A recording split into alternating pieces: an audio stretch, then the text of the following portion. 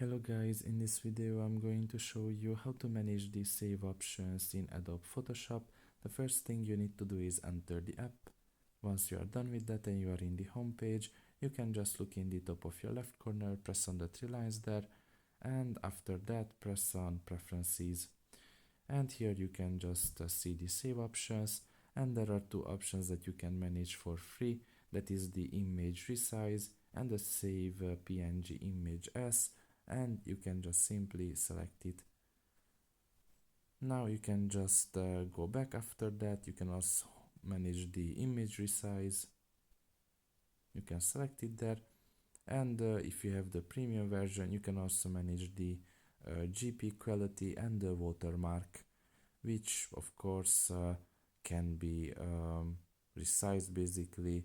The opacity you can manage here and whatnot basically. You can also select none, so you will have no watermark whatsoever.